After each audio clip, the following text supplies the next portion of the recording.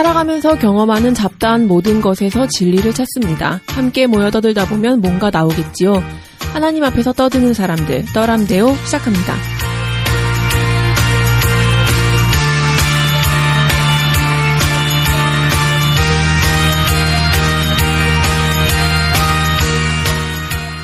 네, 반갑습니다. 떠람대오입니다. 먼저 자기소개부터 할까요? 교회 다니는 동네 형 임무로입니다. 김사부입니다. 안녕하세요. 서과장입니다. 네, 손작구입니다. 네, 한 주간 어떻게 지내셨습니까? 캡틴 마블 봤어요. 그렇죠. 마블 바들은 당연히 언제 봤습니까? 저는 오픈한 날 봤습니다. 저 어제 봤어요. 아, 그렇죠. 청취자분도 혹시 안 보셨어요? 그 새끼가 악당입니다. 아니 근데 난 임프로가 설마 그거를 진짜 진심으로 했을까 하고선 봤는데? 유심히 봤는데 와 진짜 임프로 쓰레기? 나도 들었어. 나도 이미 들어버려가지고. 아니 근데 어차피 그런 종류의 장르가 아니어서 보다 보면은 한 중반쯤 되면은 그냥 너무 뻔히 그게 뭐 큰 지장이 안 되긴 하는데 그래도 설마 그래도 나름의 그건데 이거를 진짜 스포로 하다니 와. 네, 저는 스포맨입니다. 스포 엄청 해요. 봤다. 그럼 복음을 전하죠. 나 약간 이중 구조인 줄 알았어요. 이게 그렇게 얘가 뭐 나쁜 놈이다 해가지고 끝까지 이렇게 아니라는 거를 이렇게 하려고 한 줄 알았는데 진짜네 보자마자 진짜 쓰레기? 임프로 쓰레기다 이랬어? 약간 그 생각 되게 많이 했죠. 저는 그 다음 날도 계속 동네에 있는 동생들은 밥 먹었니? 예, 먹었어요. 뭐 먹었어? 김치찌개요. 그 새끼가 악당이야. 그 새끼도 아니잖아. 배우 이름 되잖아. 네, 그렇죠. 그 얘기는 지금 하면 안 되지. 청취자들한테는 그래도 내가 우리 청취자분 오픈 채팅방에서 한번 했던데. 그러니까. 근데 또 이거 불특정 다수 들으시니까. 저 다음 달 4월 26일 날 개봉하는 엔드 게임은 내가 먼저 꼭 봐야 되겠다. 그럼요. 그렇죠. 네, 그렇습니다. 서과장님 어떻게 지내셨어요? 저도 잘 지냈고요. 며칠 전에 어마어마한 행운의 기회를 제가 날려버렸어요. 무슨 행운? 제가 꿈을 꿨는데 꿈에서 공공장소에 익숙한 남자 사각 팬티가 놓여져 있는 거예요. 꿈에서? 누가 봐도 내 남편 사각 팬티인 거지. 그래서 왜 여기다가 벗어놨지? 이러고서 그걸 딱 들어 올렸는데 거기다 똥을 싸놓은 거예요. 남편이 똥을 싸고 거기다 벗어놓고 간 거야. 네. 그래서 꿈에서 깼어요. 똥꿈이니까 되게 보통 좋은 꿈이라고 막 하잖아요. 네. 그걸 잊어버리고 있다가 밤에 그날이 이제 토요일이었어요. 밤에 이렇게 일을 하는데 네이버에 들어갔는데 검색어 1위에 로또 뭐 몇백 회 당첨번호 이게 항상 뜨거든요. 토요일마다. 그래서 거길 들어가 봤어요. 근데 이런 거 안 하세요? 소시민들은 항상 그런 거 번호 들어가 볼 때 로또를 사지도 않아놓고 마음속으로 숫자를 몇 개 떠올린 다음에 번호 확인하고 이런 거 안 해봤어요? 나는 로또를 한 번도 안 해봤어요. 나도 로또를 했다는 게 아니라 그냥 로또 번호가 검색어 1위에 있으니까 17번 있을까? 이러고서 딱 그걸 눌러보는 거야. 진짜? 그러면 한 번도 내가 마음속에 떠올린 숫자가 있었던 적이 없거든요? 근데 그날 갑자기 내가 똥꿈을 꿨지? 그리고 숫자 2개를 떠올리고 그걸 딱 들어갔는데 그 2개가 있는 거야. 진짜? 나머지 4개는? 그러니까 평소에 숫자 하나만 떠올리고서 이렇게 봤었는데 한 번도 안 됐다가 이번에 2개를 딱 떠올리고 봤는데 2개가 있더라고요. 이 얘기하니까 그 운을 왜 그런 데다 쓰려고. 근데 4개 다 맞아야지. 그럼 4개가 아닐걸? 6개잖아요. 6개. 6개인가? 그러니까 2개 맞고 4개 더 맞아야지. 실제로 내 동생이 잠을 자는데 저희 형제가 둘 다 꿈을 잘 안 꾸거든요. 근데 꿈에서 숫자 6개가 선명하게 보였대요. 그럴 수도 있나? 진짜로. 그래서 바로 깨자마자 숫자를 적어가지고 가가지고 로또를 샀어요. 로또 맞췄는데 하나도 안 나왔어요. 한 개도 안 맞았어. 개꿈입니다. 너무 웃겨가지고. 네. 아주 성경적이죠. 개꿈입니다. 네. 우리 손작가님 새로 산 아이패드 프로로 나머지 패널들의 시기와 질투를 한 몸에 받고 있고 오늘 아이패드 프로 가져오고 핸드폰 새로운 거 개통해갖고 오느라고 10분 늦게 왔어요. 네. 죽겠다 새끼야. 밖에 차도 차요? 차 안 바뀌었어요. 뭔 햇소리야. 새로운 차 녹차를 아무튼 인세가 들어온다고 합니다. 이래. 인세가 이번 달에 1년에 한 번 정산이 되는데 이번 달에 들어온다 그래가지고 그거 다 털어서 아이패드 샀어요. 대단해요. 네. 저희 아내에게 무한한 영광을. 아내가 천사인 것 같아요. 그렇죠. 코 고는 것도 얘기 안 하고 인쇄 다 들어왔는데 그거 다 털어먹어도 아무 말도 안 하고. 우리 커피도 사다 줬어요. 그러니까. 케이크랑. 네. 네. 그 케이크 왜 니 혼자 먹고 있니? 다들 안 먹어가지고. 네. 네. 어떻게 지내셨습니까? 아, 뭐, 잘 지내고 있습니다. 네. 역시 별일 없이. 되게 행복해 보여요. 아, 행복합니다. 야, 너 여행 갔다 왔잖아. 뭐 여행이야 뭐. 네. 와, 여행도 갔다 오고. 삶이 여행인데요. 완전 그리스 귀족처럼 살고 있어요. 돈을 뿌리면서 사는 몇 주 전까지만 해도 애가 얼굴에 그렇죠. 시름시름 하더니. 그러니까 평소에 제가 여유를 느끼고 이렇게 뭔가 여가를 즐기는 걸 잘 못해요. 그러니까 시간에 대해 늘 좀 압박감을 갖고 살거든요. 그러니까 시간도 식사 시간도 밥 먹자마자 딱 그 볼일만 보고 또 밥 먹는 것도 볼일이거든요. 밥 먹자마자 바로 앉아서 또 다른 작업하고 이렇게 뭐 아침부터 밤까지 이렇게 빽빽하게 이렇게 맨날 살거든요. 그러니까 이렇게 보니까 딱히 스트레스 받는 요인들이 크게 없다 하더라도 삶의 패턴 자체가 제가 그렇게 이렇게 여유 있는 스타일이 아니에요. 그렇죠. 그래서 한 번씩 이렇게 숨구멍을 틔워줘야 되는데 최근에는 그런 시간을 거의 못 가지다가 이제 한 1년 만에 야 이번에는 꼭 이제 좀 시간을 보내자. 그리고 딱 맞물려 가지고 좀 돈도 조금 생기고 그래 가지고 시간을 그냥 다 같이 좀 보냈어요. 그리고 기계도 이제 한번 리뉴얼하는 김에 한꺼번에 다 이렇게 구구절절히 혀가 길어지네요. 아무튼 예, 너무 좋은 시간을 잘 보내고 왔습니다. 아, 손잡고가 행복해 보니까 너무 너무 행복하네요. 맨날 밤에 모여서 죽겠다 그 표정하고 저 있다가 똥 씹은 표정하고서 여기 앉아 있는데 행복해 보여서 그러지 마세요. 저희 기분도 좋습니다. 몸도 튜닝한 거야. 자비스 하나 달고 온 거 아니에요? 그러지 마세요. 네. 근데 분노 발자하려면 좀 빡치게 해야 되는데. 아니요. 오늘을 제가 지난주 마무리에 침을 뱉겠다고 와가지고 분노의 왕이 되겠다고 했는데 분노가 안 생기더라고요. 그러게요. 그래서 제가 방송을 준비하면서 이거 너무 이게 빙의 되지 않으면 재미가 없는데라고 걱정하지 하는데 말아요. 계속해서 누가 생각나더라고 머릿속에서. 누구? 임브로가. 예. 저도 늘 화나 있죠. 네, 그래서 임브로를 타겟팅으로 하면 되겠구나. 좋습니다. 네. 그리고 저는 이미 지금 너의 아이패드를 보면서 분노하고 있어요. 손잡 그 3초 만에 지금 화나게 할 수 있어요. 네. 뭐 이거 깨부술라고요? 아이패드에다 침 한 방울 떨어져. 그렇군요. 네.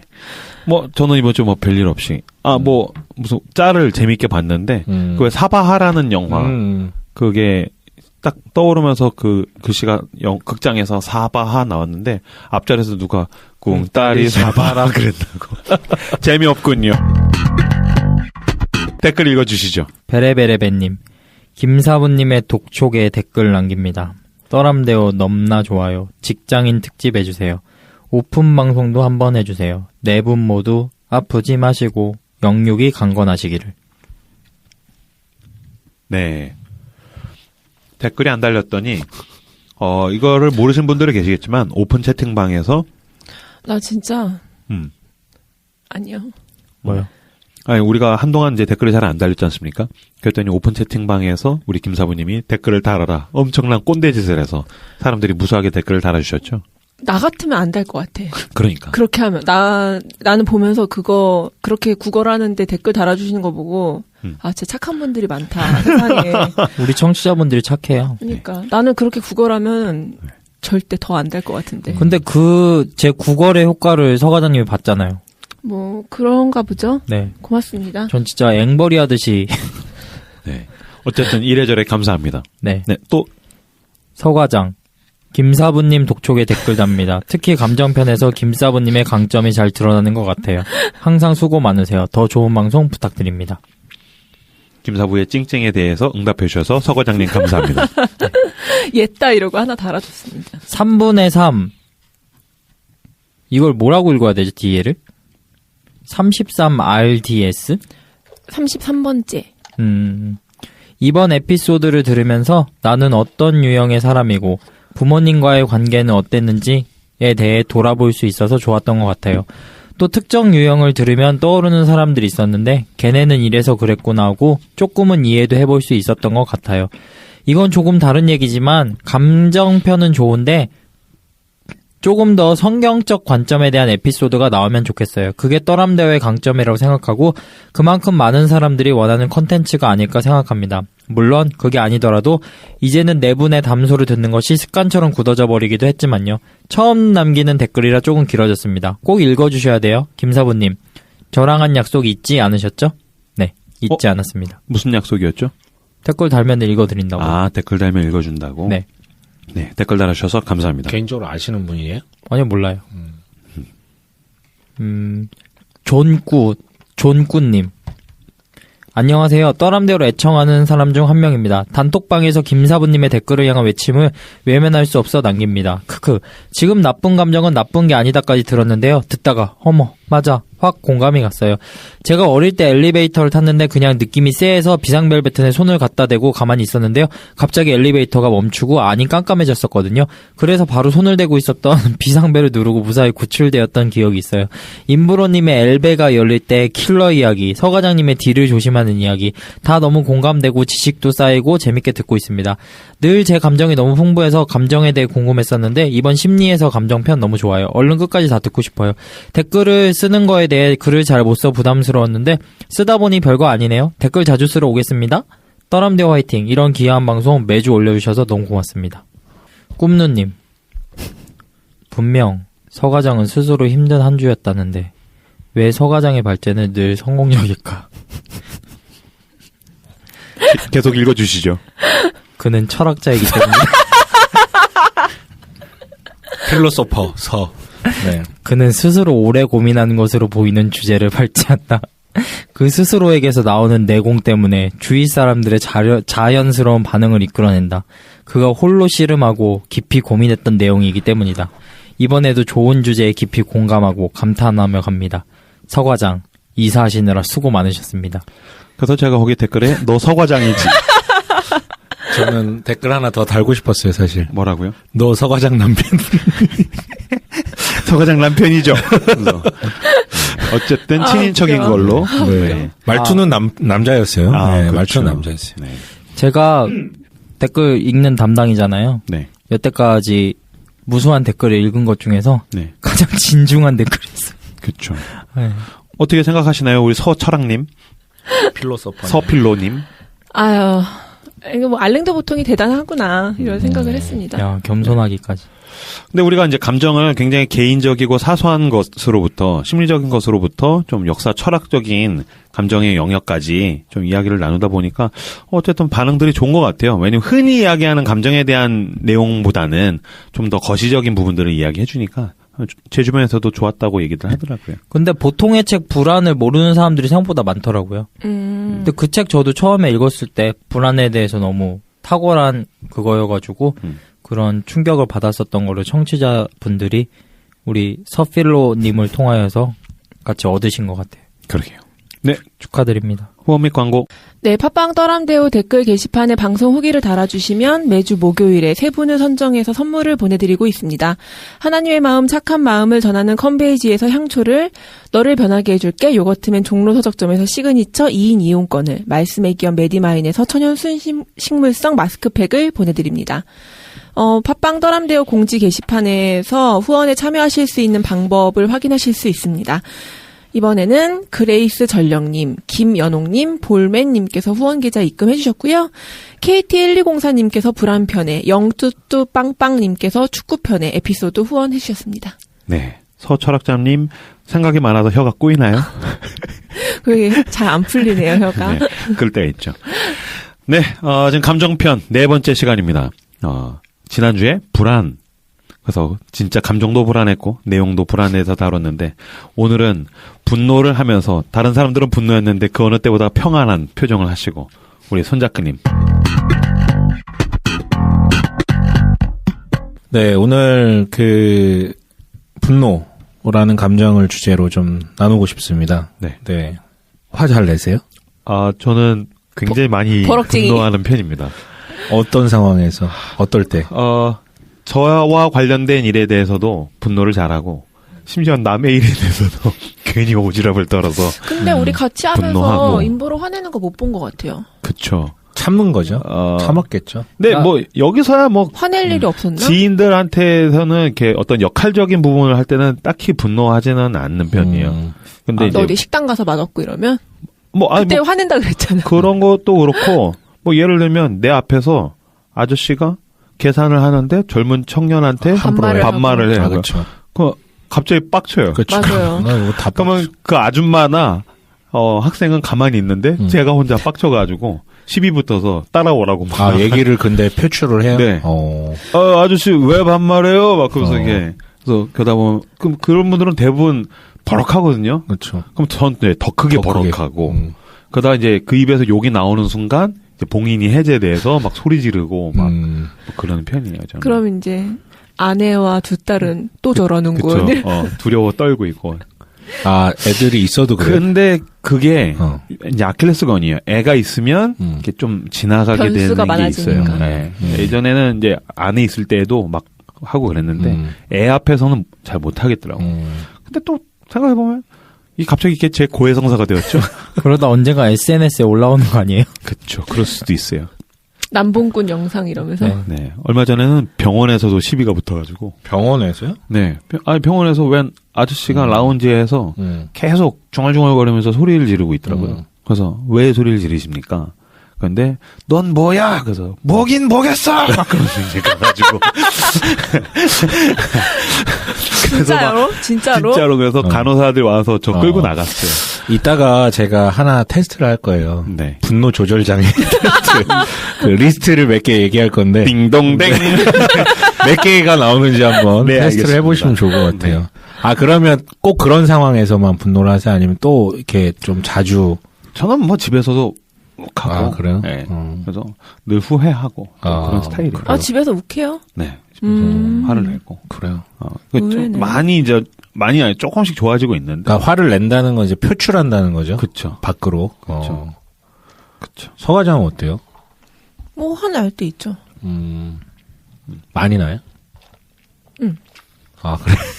아, 속에 불이 있구나.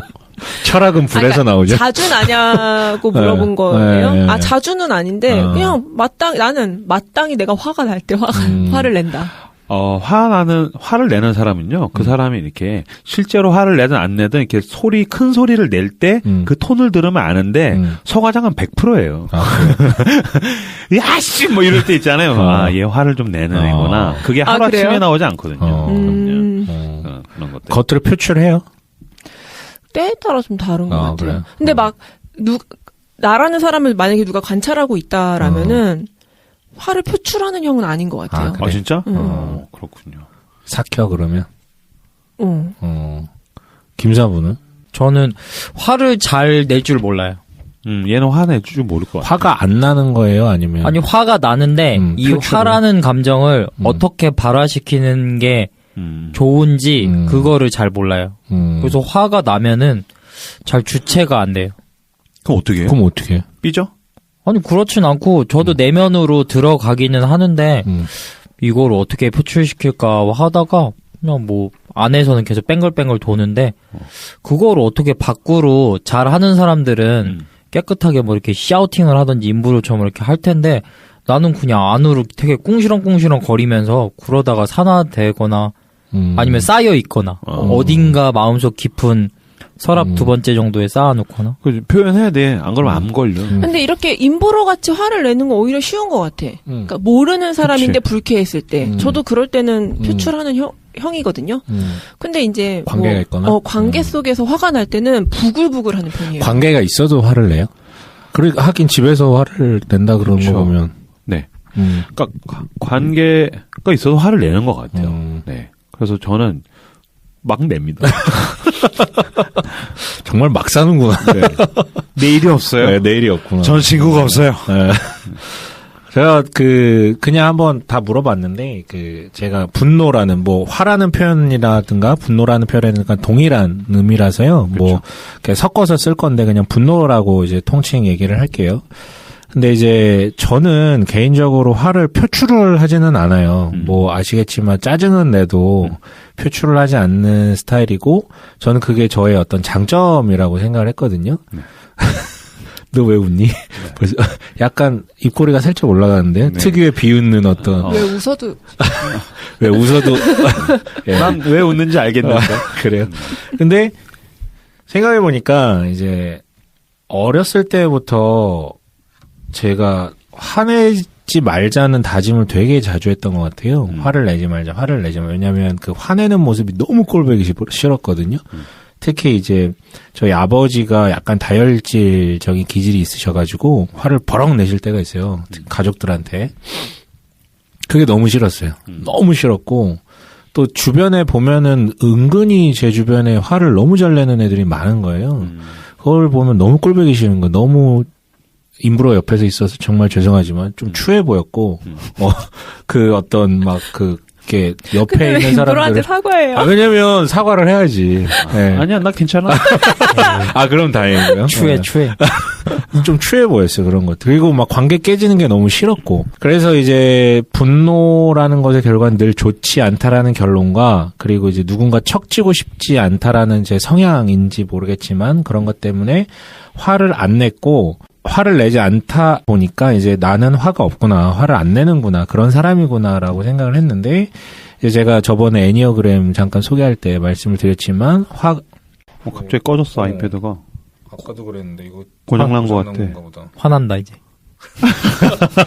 화나는 거 화난다. 아니 화나는 거보다 열심히 방송해야 돼. 아니야, 나 한 번 더 꺼지면은 저 아이패드로.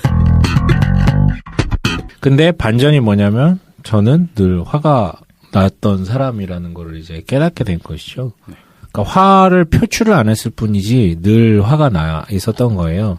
왜냐하면 특별히 이제 애니어그램에서는 이제 뭐라 그러냐면 완벽주의자 기질에 대해서 얘기를 하거든요. 근데 그 기준이라는 게 있죠. 완벽이라는 건 결국은 기준이 더 많고 조금 더 높은 거기 때문에 그 기준에 미달된 자기 자신뿐만 아니라 주변에 그 기준을 이제 자꾸 대입하게 되는데 거기에 못 미친 것을 보게 되면 드는 감정이 이제 짜증 혹은 분노 뭐 이런 식으로 이제 발현이 되게 되는데 내가 밖으로 표출하지 않는다라는 것에 위안을 가지면서 나는 화가 없는 사람이라고 생각을 했는데 그게 아니다라는 것을 좀 깨달았던 것 같아요. 그리고 화라는 게 아까 이제 인브로는 이제 밖으로 표출한다 그러는데 사실 이게 건강한 걸 수도 있거든요.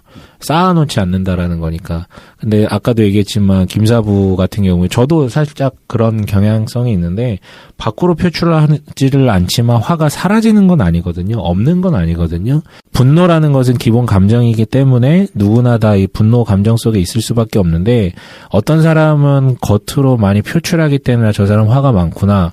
어떤 사람은 표출을 하지 않기 때문에 저 사람은 화를 내지 않는구나라고 생각하기 너무 십상인데 그게 아니라 기본 감정이기 때문에 누구에게나 다 있고 단지 외부로 표출이 되느냐 안 되느냐의 차이고 조금 더 빈번하게 내느냐 안 빈번하느냐 요 차이인 것이지 이거는 다 누구에게나 있을 수밖에 없는 감정인 것 같아요. 그래서 분노라는 감정을 오늘 좀 다뤄보고 싶은데요. 그러니까 처음 시간에는 분노의 원인에 대해서 좀 나누고 싶어요. 네. 책을 몇 권 봤는데 사실은 조금 무거운 책도 있긴 했는데 너무 학술적으로 쓰여진 책이라 그건 좀 배제를 했고요. 우리가 대중서로 읽을 만한 책 중에서도 좀 가벼운 책인데 1부는 분노의 원인에 있어서 욱하는 성질 죽이기라는 책이 있어요. 욱하는 성질 죽이기. 그러니까 무거운 책은 아니에요. 그리고 근데 되게 많이 팔린 책이고 분노에 관련돼서 그래서 욱하는 성질 죽이기라는 책을 가지고 조금 좀 같이 나누고 싶고 2부에서는 그렇다면 분노의 원인을 알았으면 분노를 어떻게 다스리고 해소할 수 있는가. 사실 지난주에 우리가 불안이라는 감정을 다뤘고 알랭드 보통의 제목이 뭐였죠? 불안이라는 책을 같이 나눠서 좀 좋은 책 같아요. 근데 불안이라는 감정하고 분노라는 감정은 약간 결이 다른 것 같아요. 불안은 약간 추상적이면서 광범위한 어떤 그리고 눈에 보이지 않고 요인 어떤 그 원인에 대해서 직접적으로 이렇게 우리가 분석하기 좀 어려운 감정인 것 같고 하지만 분노는 이제 명확한 기제가 있고 또 이제 자기 안에서 해석되는 그 기제가 명확하기 때문에 조금 더 구체적인 내용들을 다룰 수 있을 것 같은데 분노의 해소에 있어서는 세네카의 화 다스리기라는 책이 분노라는 그 주제를 다루는 책들 중에서는 고전이기도 하고요. 보니까 다른 책들도 보니까요. 결국 현대어로 번역된 과거의 이 내용들의 어떤 다시 정리돼서 조금 더 세련되게 그리고 현대에 있어서는 이제 아무래도 임상병리라 그래야 되나요? 의학적 의미에서의 어떤 해석도 이제 가미가 되는 거잖아요. 근데 결국은 이 세네카의 화다스리기의 통찰에서 크게 벗어나지는 않는 것 같아요. 근데 이 책도 어려운 책은 아니고 하지만 좀 의미 있고 볼만한 책인 것 같아요. 그리고 비폭력 대화라는 책이 또 있는데 시간이 되면 이 책 내용도 조금 같이 다뤘으면 하는 마음이 있습니다.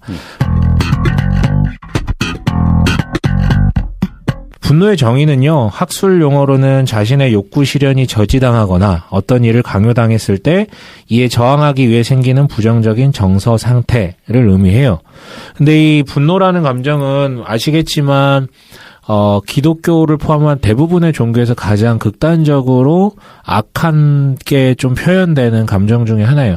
감정 자체가 악하다라고 얘기를 하기도 하고, 감정 자체가 악하진 않지만, 특히 기독교에서는 어떻게 얘기를 하냐면, 전통적으로 가톨릭의 7죄종이라고 하는데, 7대 죄악을 나타내는 표시거든요. 근데 이 7죄종 중에 하나가 바로 분노고, 이 감정 자체의 죄를 묻는다기보다는 이 감정들로 인해 일어나는 악한 행동이 문제지만, 동시에 분노라는 감정을 계속 품고 있다면 그것 자체도 죄가 될 수 있다라고 이제 얘기를 하고 있어요. 그리고 이 분노에 반대되는 덕목은 인내, 참는 것.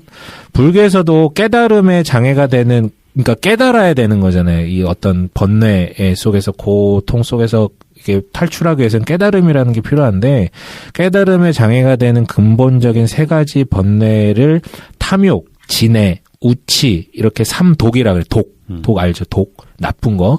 삼독이라고 하는데, 이 중에 두 번째 진애가 분노하는 것을 뜻하면서 산 목숨에 대하여 미워하고 성내는 것을 말한다라고 얘기를 해요. 그러니까 이 삼독 중에 하나로서 포함되는 것이, 그만큼 분노라는 것이 얼마나 어떤 안 좋은 것인지에 대해서 종교, 일반 다른 종교에서도 얘기하고 우리 기독교 전통 속에서도 분노에 대해서 좋지 않게 평가를 하고 있습니다. 그러면 물어보고 싶은 게, 우리 패널들은 어떻게 생각해요? 분노 자체가 나쁜가에 대해서는? 요 얘기 중요한 게 뒤에서도 이견이 있어요. 그러니까 그 고대에 우리가 유명하다고 말하는 아리스토텔레스 같은 경우에는 분노를 나쁘게만 얘기하지 않거든요. 저도 그래요. 근데 세네카는 분노 자체가 나쁘다. 왜냐하면 세네카의 화다스리기라는 책 자체가 미리 소개를 하자면 되게 승질을 잘 내는 동생에게 보내는 편지예요. 그럼 동생이 또 반론을 제기를 하면서 이제 제기할 때, 아니 형님, 아리스토텔레스는, 그 유명한 아리스토텔레스는 이렇게 얘기를 했는데 라고 하면 그딴 사람 얘기 듣지 마라 하면서 이제 또 썰을 풀어나가거든요. 네. 근데 분노의 성질 자체가 속성이 화잖아요. 화. 네. 약간 불의 속성이 있어가지고 태우는 그런 게 있는 것 같아요. 그래가지고 나도 태우고, 약간 한번 그 화에 사로잡히면은 막 타들어가는데, 다른 감정들은 그래도 그거를 잠잠하게 하기, 그나마 컨트롤하기 쉬운 반면에 그 화라는 감정은 잘 안 되는 것 같아요. 그리고 나도 태우고 밖으로 나갔을 때 이제 번져 나가는 그게, 화랑 화가 부닥치면은 또 산불이 나잖아요. 그게 또 큰 것 같아가지고, 네, 그럼 그 화는 좋은 감정이다, 나쁜 감정이다 이렇게 나누기는 조금 힘든 것 같고, 그냥 자연스러운 인간의 감정인데, 굳이 나쁘게 여겨지느냐, 좋게 여겨지느냐라고 했을 때 나쁘게 여겨지는 이미지가 되게 강하죠. 그리고 어쨌든 성경에서는 화를 품지 말라라는 어떤 명확한 구절이 있고, 화를 품고 있는 게 막 되게 행복하고 좋진 않잖아요. 그렇죠. 근데 이제 화에 대해서 생각하고 분노에 대해서 생각할 때 저는 이게 그렇게 분노를 하는 게 좋지 않다, 좋지 않은 덕목이라면 분노하지 않게 하는 게 훨씬 더 중요하다. 저는 이렇게 생각하거든요. 그러니까 나를 분노하게 하는 사람 때문에 분노하는 것에 대해서는 정당하다고 생각하고, 분노하지 않는 게 그렇게 중요한 기독교의 덕목이라면 우리가 생각한 건 우린 분노하지 말아야 돼가 아니라 분노하지 않게 행동해야 돼를 생각해야 되는 거. 그러니까 내가 누군가를 분노하지 않게 내가 행동해야 돼. 나 빡치게 하지 마, 그거죠. 그것도 그렇고 분노 나도 유발하는 누군가를 내가 나도 누군가를 빡치게 하면 안 돼. 아, 역시 철학자 같네요. 아, 필로소퍼. 장난 아니에요. 필로소. 3단 논법으로 그러니까. 네, 썰어버려. 약간 서과장의 얘기는 분노라는 감정은 자연적인 것인데 그것에 대해서 선악을 가리기보다는 우리가 그러니까 시선을 달리 돌려서 타인을. 근데 파괴적인 거는 맞다라고 생각해요. 그래요. 그렇다라면 그렇죠. 절제해야 된다. 저도 그렇게 생각합니다. 그러니까 분노한 사람으로서 분노할 때마다 부끄럽거든요. 그런데 분노 자체가 나쁘다기보다는 그게 가지고 있는 파괴력이 너무 크다가 보니까 그게 뭐 어쨌든 자칫 거의 대부분은 이제 잘못된 방향으로 갈 때가 많죠. 그리고 이제 주변을 다 집어삼키고 모두의 마음을 다 그냥 파괴시켜버리니까. 근데 시원하지 않아요? 시원하게는 하죠. 그리고 이게 필요할 때가 분명히 있거든요. 다른 사람을 대신해서 화내주는 거는 진짜 난 되게 좋은 거라고 생각해요. 그렇죠. 근데 또 그럼 분노하지 않으면 저 같은 경우는 내가 분노해야 될 때 분노하지 않으면 이거 비겁한 거 아닌가라는 생각을 할 때가 여러 번 있기는 해요. 왜냐면 지금 내가 이걸 그냥 지나가도 되나? 이거 불의한데? 부당한데? 이거 내가 그냥 지나가도 되나? 근데 끼어들면 이제 화가 많으니까 분노하게 되고 더 큰 악으로 상대를 제압하게 되고 막 이런 것들이 생겨서 참 갈등이 되더라고요. 저도.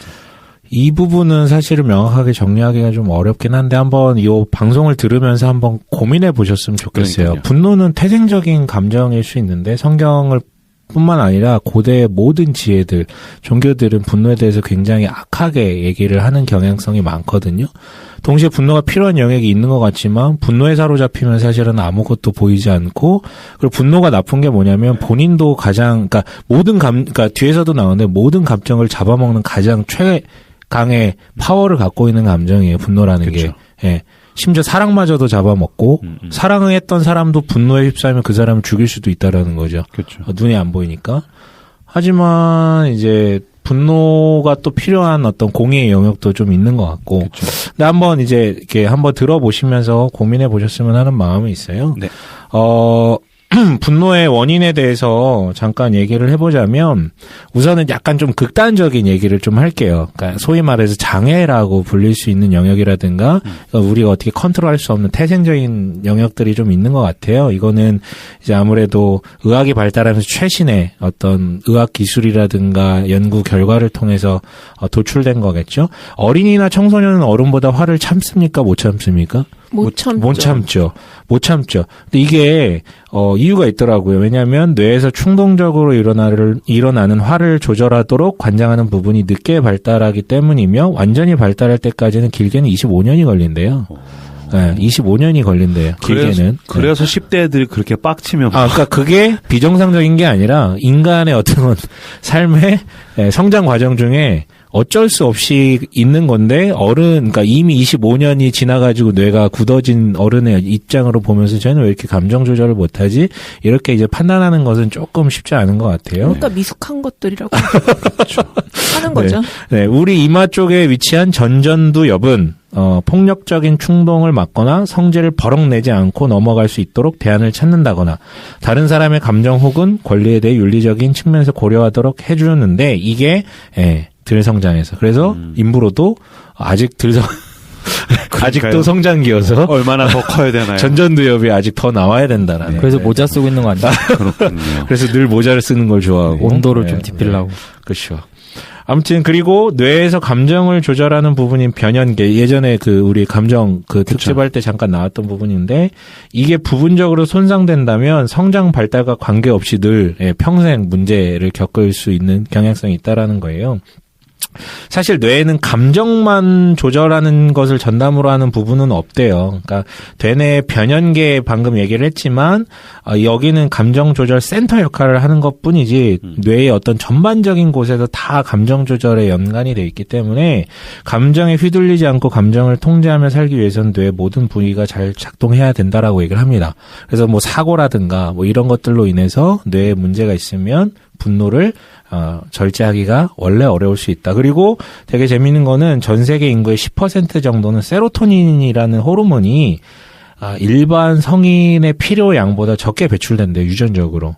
세로토닌이 덜 분비되면 사람이 우울해지고 화를 잘 참지 못할 경향성이 있다는 거. 그러니까 이건 선천적인 거라는 거예요. 그러면 인브로가 그 10% 중에 하나예요? 그런 것 같아요. 아니, 근데 또 이게 우울증하고 좀 관련이 있는 거라 또 우울증하고는 관계가 없으시잖아요. 약간. 내가 볼 때 인브로의 화는. 전전두엽에. 아니, 약간 사회적으로 발달된 화인 것 같은데? 아니야, 나 원래 선천적으로 화가 많아. 근데 우울한 건 나이를 먹어서 좀 우울해지는 것 같고. 그래요? 화는 네네. 원래 많았어. 되게 제가 지금 어떤 임상실험 대상이 된 느낌이에요. 세 명이 다 나를 보면서 너 왜 화가 많이 가는 표정으로 보니까 합으로. 아니 화를 내는 거 본 적이 없어 인부로. 우리한테 안 냈죠. 아니 냈는데? 경향을 볼 수 있잖아. 사람의 성향. 나한테 맨날 내잖아요. 그게 화도 아니지. 내가 화나면 너 죽어, 막. 울 수도 있어. 우리 다위 발제할 때 방송 잠깐만 꺼 그런 다음에 나한테 화냈잖아. 그게 무슨 화도 아니지. 그래요? 그건 화도 아니야. 화가 났는데 참은 것 같아. 그렇죠. 그때 참았죠, 정말. 네네.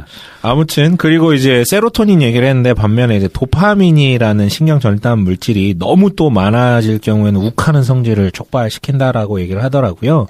그리고 담배나 마약류가 도파민을 분비하게 하고 우리 지난주에 그 한진 얘기했잖아요. 네네. 그 누군가 사람을 짓밟을 때 도파민, 그러니까 권력 욕을 마음껏 분출할 때 도파민이 또 이게 발산이 돼가지고 그게 또 중독이 된대요. 그러니까 사람이 사람을 짓밟는 것은 굉장히 참혹한 행위인데 그게 오히려 유희처럼 희열을 주기 때문에 이성이 돌아왔을 땐 그게 이제 내가 잘못했지라고 생각할지 모르겠지만 그 도파민 분비의 어떤 감정을 크게 느끼면 그게 반복적으로 또 행동이 될 수도 있다라고 얘기를 해요. 그럴 수 있어요. 네네. 그래서 아까 얘기한 분노 조절 장애를 좀 얘기하고 싶은데 그러니까 이거는 사실은 학명은 아니에요. 그냥 우리가 흔히 그냥 분노 조절 장애라고 붙이는 것뿐이지 간헐적 폭발 장애가 좀 더 맞는 표현이고 충동 조절 장애 일종이에요. 그러니까 간단하게 말하면 분노와 관련된 감정 조절을 이성적으로 할 수 없는 상태이며 간헐적인 공격 충동이 억제되지 않아서 주어진 자극의 정도를 넘어선 파괴 행동을 저지르는 거야. 그러니까 청소년기 때부터 시작되고 이게 만성질환으로 고착된대요. 평균 발병 연령은 14세. 다른 정신과 질환에 비해 매우 빠르죠. 남성이 훨씬 더 많은 발병률을 얘기를 하고요. 그래서 잠깐 분노 조절 장애 진단에 12가지 키워드가 있는데요. 뭐 한번 들어보셨으면 좋겠어요. 네. 여기에서 3개 이하다. 이건 충분히 조절이 가능한 거고 4개에서 8개 정도 되면 이건 좀 부족한 상태. 9개 이상이면 이거는 치료와 약물, 뭐, 이런 어떤 상담이 필요한 상태. 기도가 필요한. 기도는 안 돼요. 기도로 되는 부분이 아니에요, 이거. 기도하면서도 약을 먹어야 돼요. 하나님한테도 분노할 수 있어요. 저는 기도할 때 하나님한테 화 많이 나요. 네. 이거, 우리나라 사람들 특히나, 자기를 조금 더 낮게 보이고자 하는 경향이 있기 때문에, 솔직하게 한번, 청취자분들께서도 네. 가슴에 손을 얹고, 명확하게, 좀 한번 답변해 주셨으면 좋겠어요. 네. 아니면 이거 혼자 듣지 마시고, 옆에 누가 있다면 같이 들으시면서, 크로스 체크를 한번 해주시는 것도 좋겠습니다. 배우자가 서로 체크해주는 거. 그게 제일 좋습니다. 자기를 제일 잘하는 사람. 네네. 자, 1번. 하는 일이 잘 풀리지 않으면 쉽게 포기하고 좌절감을 느낀다. 자, 2번. 성격이 급해서 금방 흥분하는 편이다. 3번. 타인의 잘못을 그냥 넘기지 못하고 문제를 일으킨다. 4번. 내가 한 일이 잘한 일이라면 반드시 인정을 받아야 하고 인정받지 못하면 화가 난다. 5번. 다른 사람들이 나를 무시하는 것 같고 억울하다는 생각을 자주 한다. 네, 6번. 화가 나면 주변의 물건을 집어 던진다. 매번은 아니시더라도 그런 경향이 있으시다면 체크하시면 됩니다. 7번. 중요한 일을 앞두고 화가 나서 그 일을 망친 경험이 있다. 8번. 내 잘못은 다른 사람의 탓으로 돌리며 화를 낸다. 9번. 화가 나면 쉽게 풀리지 않아 우는 경우가 종종 있다. 10번. 게임을 할 때 의도대로 되지 않으면 화가 쉽게 난다. 11번. 화가 나면 상대방에게 거친 말과 함께 폭력을 행사하기도 한다. 12번. 분노의 감정을 어찌할 바 몰라 당황한 적이 있다. 네. 지금 1번부터 12번까지는 매 순간 해당이 되지 않으시더라도 그런 어떤 전력들이 반복적인 한 번은 그럴 수 있겠지만 반복된 일이 있으시다면 체크를 하시면 돼요. 네. 자, 우리 한번 패를 까봅시다. 저는 한 3개, 4개 나오는 거 같아요. 저 4개 나왔어요. 아, 그래요? 3개, 4개. 난 한 5개, 6개 나온 것 같은데. 진짜? 네. 인부로가 거짓말을 치는 거죠. 그런가? 근데 아리까리한 것들이 좀 있어가지고. 인부로 화가 약간 성격이 다른 화니까. 맞아. 그런 건 아니에요. 네. 그러니까 나는 모든 사람이 나를 부당하게 한다거나 늘 난 억울해라고 생각하지 않는데 그런 건 아니죠. 억울하면 못 참아요. 부당하면 못 참아요. 그럼 이렇게 생각하면 되겠네. 화가 사인보다 많이 나는 건 아니지만 네. 화가 나면 그걸 표출한다. 네. 표출하고 크게 네. 나요. 근데 이게 그 네. 분노 조절 그거에 대한 네. 테스트잖아요. 네네네. 근데 인물은 조절을 안 하니까 해당되는 게 없는 거 아니에요? 어쨌든 제가 저를 알게 됐네요. 저는 화가 별로 없는 사람인 것 같아요. 아니 근데 서 과장은 뭐 체크하셨어요? 전 뭐 물건 집어 던진 적 있고요. 진짜? 던진 적은 나도 몇 번 있지. 근데 늘 던지는 건 아니고. 근데 뭐 이거 체크해야지. 아, 그래? 안 했어? 사람한테 던진 적은 없는데 사람한테 안 던져도. 사람이 있는데 벽에다 던진 적은 있죠. 그렇죠. 야구 좋아해서 야구 연습? 부부 싸움 하다가 집에 있는 거를 집어 던진 적들이 있는데, 네. 잡을 때 비싼 거는 놓게 되고, 싼 거를 잡는, 저를 보면서, 네. 나도 내 핸드폰 절대 안 던져. 네. 아이씨 하는데 이렇게 딱 잡는데 의도적으로 비싼 거 말고 싼 거를 이렇게 잡더라고요. 자동 조절이 되죠. 그렇죠. 근데 우리 우스갯소리로 분노 조절 장애라고 얘기를 하는데 이런 경우 있잖아요. 물건을 골라서 던지고 그러니까. 할 만한 사람에게는 하되 내가 감당 못할 사람에게는 표출하지 않는 것. 이걸 가지고 이제 우리 우스갯소리 이제 분노 조절 장애라고 하면서 다 분노 조절 되게 잘 되더라. 그렇죠.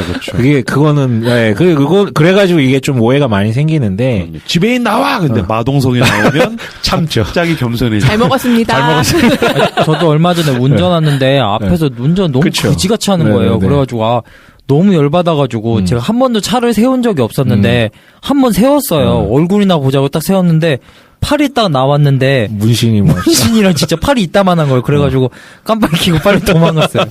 그 순간에 진짜 문 열기 전까지는 진짜로 너무 열받는 거예요. 뭐 어떻게 할 건 아니지만은 제어가 안 될 정도로 열받았는데 팔을 보는 순간에 진짜 샥 그리고 신기한 경험이었어요. 상대적이구나. 은혜 받으셨군요. 그거는 분노 조절 장애가 아니에요. 그럼요. 그런 거는, 그러니까 그런 걸로 이제 미화하고 희화하다 보니까 사람도 분노 조절 장애라면서 분노만 조절 잘하더만 사람 가리면서 분노하는 게 그게 무슨 분노 조절 장애야. 그러니까 사회적으로 네. 뭐 예를 들어서 우울증이 있는, 조울증이 있는 사람이 뭐 여성을 대상으로 범행을 하고 자기는 원래 이런 병력이 있다라고 얘기할 때 자기보다 약한 사람한테 해코지를 한 게 무슨 병력에 의한 거냐. 이것도 약간 같은 맥락인 것 같아요. 아니요, 그건 좀 달라요. 왜? 조울증. 왜냐면은 그 남자가 그 여자한테 그 조울증으로 인해서 이렇게 한 남자의 편을 들어주지 않는 게 이 남자가 자기보다 강한 남자한테는 그렇게 행동하지 않는다는 거지. 자기보다 그러니까 약한 여자한테 장애에 행동했다는 거야. 대한 기준과 진단이 좀 많이 다른데 지금 조울증이 아니라 조현병이라고 얘기를 하는 게 맞을 것 같고 조현병 같은 경우에는 특정 대상이 있어요. 근데 대부분 이제 자기보다 약한 대상이 지목이 되는 게 이제 문제라고 생각하는데 분노 조절 장애로 진단받는 사람의 특징이 뭐냐면 진짜 눈에 뵈는 게 없는 거예요. 이 사람은 마동석이 와도 개겨요. 이게 눈에 아무것도 안 보이는 거야. 그러다 보니까 실제 분노 조절 장애자들이 있긴 있는데 이 사람들까지도 도매금으로 이제 넘어가다 보니까 오히려 치료받아야 되는 사람들이 치료를 못 받고 오히려 이제 지탄을 받게 되고 뭐 이렇게 된다라는 좀 경향성이 있는 것 같아요. 네. 환경적으로도 문제가 돼요. 분노를 모델링하면서 자라는, 그러니까 부모가 너무 이제 분노를 표출하는 것을 계속해서 보면서 자라오는 것들, 그리고 과도한 수치심이냐 과도한 상실감의 경험으로 인해서 그게 너무 심한 경험이면 뇌의 구조가 바뀐다 그러더라고요. 그러니까 외부적 어떤 타력에 의해서 뇌가 변형되는 그런 개념이 아니라 충격적인 경험 있잖아요. 기억상실증에 걸릴, 언어 장애가 막 생길 정도의 어떤 그런, 과도한 경험을 하면 뇌의 구조가 바뀌는 경우도 있고, 또 이런 경우도 있는데 이거 진짜 웃긴 건데, 분노를 표출할 때 아드레날린의 급격한 배출로 인해서 쾌감을 느끼는 거예요. 아까 그거랑 비슷하네요. 네. 도파민이. 네, 약간 비슷한 그럴 거예요. 수 있을 것 같아요. 그러니까 화를 내면서 쾌감을 얻기 때문에, 그게 이제 계속해서 반복하면서 자기가 잘못된 걸 아는데 즐거운 거야. 그렇죠. 마치 우리 뭐 어떤 윤리적인 일탈을 했을 때 사회 법규상 잘못된 걸 알지만 이게 누군가에게 뭐 피해가 갈 수 있는 것도 알지만 끝나고 나면 죄송한 마음도 들지만 그 순간에 너무 좋은 거야. 공포 영화 보는 거랑 비슷하다고 봐야죠. 그리고 되게 어린 애들한테도 이런 마음이 있거든요. 그러니까 누구 괴롭히면서 희열을 느끼는 거예요. 잘못된 걸 아는데. 인간은 죄인이니까. 근데 그게 초장에 잡혀지지 않으면 이게 나중에 중독으로도 갈 수 있다라는 거. 그러니까 이것도 중독이 될 수 있는 거예요. 쾌감을 주다 보니까. 그러니까 여기까지는 약간 우리가 이제 어떤 건강한 개인이 좀 이렇게 통제할 수 있는 영역은 좀 아닌 영역에 대해서 좀 한번 다뤄봤고요. 근데 우리가 이제 관심 있는 거는 한 개인이 그래도 조금 관리 가능한, 절제 가능한, 그리고 좀 공부함이 좀 가능한 부분을 좀 다뤘으면 하는 부분인데, 그렇다면 이제 개인의 심리적 원인을 좀 한번 분석해 보자면 스위스 심리학자 쉐러와 독일 심리학자 월버트의 연구 결과에 따르면 대부분의 사람들이 분노를 느끼는 원인은 이거래요. 뭐냐면 고의적으로 유발된 불쾌하고 공정하지 못한 상황. 두 가지 키워드가 중요한데 고의적인 것, 하나는 그러니까 공정하지 못한 것. 요게 이제 키워드인데, 그러니까 분노의 원인에 있어서 가장 중요한 점은 바로 상대방의 고의성 여부라는 거예요. 상대방이 자신에게 잘못을 했을 때 그것이 고의적이라는 느낌이 들면 들수록 더 크게 화가 나는 것. 그쵸. 너무 당연한 얘기죠. 당연하죠. 너무 당연한 얘기예요. 또 다른 분노의 원인 중 하나는 불공정. 예를 들어서 직장인이 자신의 업무 성과를 상급자가 제대로 평가해주지 않았을 때 느끼는 분노. 똑같은 지점에서 출발했는데 얘만 편해. 혹은 얘에게 더 많은 점수를 줘. 그러면 이제 분노하게 되는 것이죠. 뻔한 얘기긴 한데 네. 되게 중요해요. 왜냐하면 여기서 둘 다 뭐냐면 주관적 기준이거든요. 근데 이 수치를 넘어가는 이상한 분노를 하는 사람들이 확실히 우리 사회에 꽤 많은 것 같아요. 맞아요. 네. 나 지난주에 극장 갔는데 내 아내랑 둘이 갔거든요. 내 앞에 한 가족이 있었는데 초등학교에 남자애 여자애를 데리고 왔어. 근데 그 둘째 애가 초등학생 한 1, 2학년 정도 됐는데 걔가 앉으면은 자리가 낮을까 봐 왜 유치부 애들 까는 쿠션을 이제 그죠? 아빠가 하나를 챙겼어요. 아니 준 게 아니라 챙겼어 아빠가. 그걸 들고 가려고 하는데 점원이 이거 초등학생이 앉기에는 안 된다. 이건 유치원생만 됩니다. 그래서 이제 저지했어요. 그랬더니 그거 좀 들고 갑시다. 그랬더니 죄송해요. 저희가 내규상 이거 안 되게 돼 있어요. 그때 갑자기 쌍욕을 아빠가 애 앞에서 진짜로 갑자기 쌍욕하면서 막 화나게 하네. 막 그러더니 막 쌍욕을 막 하는 거야. 내가 그때 이제 점원이 당황해가지고 예, 그럼 들어가세요. 들어간 다음에 그 다음에 저였는데. 너무 미안해가지고 내가 괜히 그 청년 어깨를 두드리면서 또라이를 만났네요. 그래서 제가 위로해주고 들어갔어요. 그랬더니 진짜 이상한 사람이다. 그랬더니 들어가서도 계속 그 자식이다 화나게 하네. 그러면서 계속 혼자 쌍욕을 하더라고요. 그러다 임보로가 화가 나가지고 조용히 합시다. 그러고 싸우는 거 아니에요? 진짜 그 말이 목구멍까지 왔는데 옆에 아내랑 그냥 조용히 영화 보고 싶어서 비겁함을 선택했습니다. 비겁한 건 아니죠. 근데 저는 진짜 옛날에는 다툼 자체를 싫어해서 그런 것을 좀 피했는데 이거야말로 양아치잖아요, 사실은. 사회적 약자라고 불릴 수 있는 자기가 돈 냈으니까 자기는 서비스를 받아야 되고 나보다 한참 어린 점원이기 때문에 내 말을 들어야 되는데 그러니까 난 이런 사람이야말로 사실은 좀 본때를 좀 받아봐야 되는 사람 아닌가라는 좀 생각이 들어요. 예고편만 안 했어도 내가 한마디 하는 건데. 네.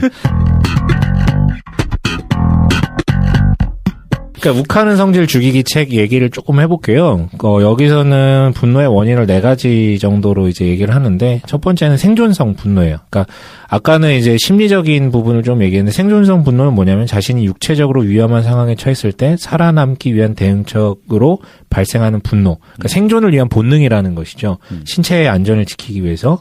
그렇지만 이것도 역시 되게 주관적인 게 과도하게 민감한 사람이 있는 거예요. 예를 들어서 이런 거죠. 이 뒤를 보고 있을 때 내 뒤에서 탁 쳤어요. 그러면 누구야 하고 돌아보는 사람이 있는 반면에 깜짝이야 그러고 돌아보는 사람이 있을 거 아니에요. 좀 격하게 반응을 하는 사람이면 이게 분노의 감정과 연동될 수 있는 것이 왜 가만히 있는 나를 약간 이제 건드렸냐. 이게 무딘 사람은 그렇게까지 확대 해석을 하지는 않지만, 좀 이렇게 크게 해석할 가능성이 좀 있다. 그런데 생각해보니까 분노라는 게 내적으로 민감하고 약한 사람들에게서 드러나는 것 같아. 그러니까 우리는 분노하면 강한 사람이라는 굉장히 오해를 하잖아요. 근데 사실 그게 겁이 나고 내가 내면적으로 약하니까 더 큰 분노로 방어기제처럼 그렇죠. 방어기제죠. 그러니까 이 생존성 분노라는 게 사실 막 누군가에 대해서 짜증을 내거나 분노를 쉽게 하는 사람은 사실 내면적으로 약한 사람인 거지. 고양이가 하악거리는 거랑 똑같은 거네. 그러니까 이거를 이게 단순히 내 옆에 있는 어떤 육체적인 위협에 반응을 한다. 이거는 이제 좀 이렇게 1차원적으로 해석을 한다면 조금 더 길게 해석을 한다. 이 사람이 날 죽이려 든다라고 겁을 지레질건 먹이면. 그러니까 칼을 든 게 아니라 어떤 다른 수단들을 통해서 그렇게 느끼면 이제 확 분노하게 되죠. 그 왜 개 중에도 보면 치와와가 제일 짖잖아. 막 짖고 조그만한 개들이 막 엄청 짖잖아. 그렇죠. 두 번째는 체념성 분노. 이게 우리 가운데 되게 많은 부분 중에 하나인 것 같은데, 인생을 자기 마음대로 조절할 수 없다거나 중요한 상황에서 아무런 영향을 미칠 수 없다는 사실을 참기 힘들 때 체념성 분노라고 합니다. 무력감에서 비롯된 것, 긴박한 상황 속에서 자신이 중요한 역할을 하고픈 욕구. 이거는 통제 욕구랑 많이 결합이 되어 있는 거. 아까 그 아저씨도 사실은 이런 거죠. 내 말을 들어야만 하는 인간이 내 얘기를 안 들었어. 수치스럽잖아요. 근데 보니까 내가 화를 내도 될 만한 인간이 화를 내는 거지. 그렇죠. 그게 체념성 분노라. 그것도 연동될 수 있는 부분인 것 같아요. 그러니까 무기력함인데 무기력함을 소극적으로 해석하냐 좀 적극적으로 해석하냐의 차이인 것 같은데 이런 부분인 것 같아요. 세 번째는 수치심에서 비롯된 분노. 자신이 창피를 당했다거나 비난을 당했거나 모욕을 당했다고 느꼈을 때 의도적인 것도 아닌데 민감하게 반응하는 사람들이 있는 것이죠. 수치심이라는 것은 감정인 동시에 확신인데 이러한 감정을 견디기가 무척 쉽지 않습니다. 그래서 사람들은 이러한 감정을 떨치기 위해 방법을 찾는데 수치심을 분노로 바꾸는 것이죠. 내가 존중받고 싶은데 사회 구성원으로서 존중받고 싶은데 그것을 받지 못했을 때, 그러니까 다 비슷한 것 같아요. 결국 두려움에서 느껴지는 어떤 감정인 것 같고, 네 번째 분노는 버림받음에서 비롯된 분노라고 할 수 있고요. 외로움, 초조함, 불안감 등을 잘 견디지 못할 때 불화가 발생할 수 있는데, 자신을 아끼고 사랑하는 사람에게 속하고 싶은 욕구가 누구에게나 있는데 이게 충족되지 않을 때, 그러니까 결국 이게 다 뭔가 욕구가 있고요. 욕구가 반영되지 않았을 때, 근데 중요한 거는 내가 기대하는 욕구가 반영되지 않았을 때 이게 이제 분노로 발현되는 경우가 되게 많다라는 것이죠. 세네카의 화 다스리기에 있는 내용을 잠깐 소개를 하고 일부를 마치고 싶은데요. 화를 불러일으킨 요인을 두 가지로 봐요. 이 사람은 아까 비슷해요. 그 스위스 의사가 얘기했던 거랑 비슷한 통찰인데, 첫 번째는 부당한 일을 당했다고 느꼈을 때, 두 번째는 공정하지 못한 대접을 받았다고 느꼈을 때. 결국은 이 느낌이라는 것에 좀 초점이 맞춰져 있고, 나중에 이제 그 비폭력 대화에서도 얘기를 하는데요. 자극과, 그러니까 문제의 원인 그 자극과 그걸 해석하는 게 좀 다르다라는 것이죠. 자극이 곧 분노로 이어지진 않는데 이거를 우리가 그렇게 느끼고 받아들일 때 이제 분노라는 감정이 생긴다라는 거예요. 그러니까 우리가 공정하지 못한 대접을 받았다고 느끼는 이유는 한편으로 내가 그런 일을 당할 이유가 없다고 생각을 하기 때문이고, 또 한편으로는 내가 예상치 못한, 전혀 예기치 못한 일이 생겼기 때문입니다. 그래서 이렇게 기대와 예상을 뒤엎는 일이 생기면 지나치게 흥분하는 경향이 있고, 모든 원인은 세네카는 뭐라고 얘기하냐면 과도한 자기애 때문이다라고 얘기를 해요. 우리는 적에게조차 어떤 피해도 입지 않아야 한다고 철석같이 믿고 있다라는 것이죠. 네, 적에게조차. 나랑 싸우는 존재에게조차 나는 일도 손해봐서는 안 된다라고 믿고 있는데, 그리고 또 반면에 우리 마음속에는 독재자가 한 명씩 자리 잡고 있어서 내가 원하는 대로 행동하고 싶어하고 어떤 제지도 받지 않기를 원하는데 이게 안 되니까 화를 내게 된다라는 거예요. 그리고 결국 우리를 화나게 만드는 건 무지와 오만이다라고 얘기를 하는데요. 파비우스라는 사람이 이렇게 말했다. 그러니까 세네카의 그 글에 나온 내용이에요. 파비우스는 이렇게 말했다. 수장으로서 가장 수치스러운 변명은 그 점은 예상치 못했다라는 말이다. 나는 그 말이 인간으로서 가장 수치스러운 변명이라고 생각한다. 우리는 모든 경우의 수를 예상하고 있어야 한다. 아무리 선한 사람이라도 괴상망측한 행동을 할 수 있기 때문이다. 인간은 본능적으로 배신하고 배은망덕한 행동을 하고 탐욕을 부리고 무례한 행동을 하고 싶은 마음을 가지고 있다. 타인의 도덕성을 평가하기 전에 인간의 본능적인 면부터 고려해야 한다. 이 말이 무슨 말이냐면, 사람은 다 예상대로 살지 않고 뭐라 그러냐면 이제 악한 행동을 할 수밖에 없는 것인데, 그게 명확한 사실인데 이걸 받아들이지 않고 나는 절대 누구에게도 손해보지 않고 나는 나에게는 늘 좋은 일만 있어야 돼라고 생각을 하다 보니까 너무 쉽게 분노하게 된다라는 것이죠. 그게 아니라 오히려 사람은 누구나 나에게 위해를 가할 수도 있고, 오히려 사람은 내가 아무리 좋아하는 사람이더라도 나를 실망시킬 수 있다. 라는 부분에 대한 어떤 지혜와 좀 어떤 내적 가치를 갖고 있다면 오히려 덜 분노하게 된다라는 것이, 이게 없이 살아가다 보니까 이거 자체도 오만일 수 있다라는 거예요. 네. 근데 그거는 자기가 한번 친한 사람들 앞에서 실수를 했을 때 몸으로 깨달을 수 있는 것 같아요. 그치. 그러니까 내가 딴 사람이 비상식적으로 행동하는 것을 받아들이지 못하고 비상식적일 때 가장 화가 났다가 내가 어떤 실수를 했을 때 사람들이 나를 용납해 주는 걸 한번 경험하면 조금 이제 마음이 그렇죠, 넓어지는 것 맞아요. 같아요. 네. 그렇죠. 네네. 나도 오늘 손자크가 지각하니까 마음이 편안하더라고. 미친놈. 야, 미친놈. 아니, 왜, 나 맨날 지각한다 뭐라고 그러지? 저번에 뭐 서관장이 지각했지, 임무로 지각했지, 손잡고 한 번씩 하니까. 그렇네요. 그래서, 에이, 뭐, 다 똑같네, 그러면서. 네 마음이 편해졌다니까 저도 마음이 편합니다. 지금 제가 서과장의 눈빛을 봤는데 살짝 분노가 있었어요. 아니야. 아니야. 아까 서 과장이 얘기했잖아요. 분노 유발도 나쁘다고. 네. 1부는 그러면, 네. 네, 여기까지 하시고 잠깐 쉬었다가 2부에서 계속해서 분노에 대한 이야기 이어가도록 하겠습니다. 잠깐 쉬시죠.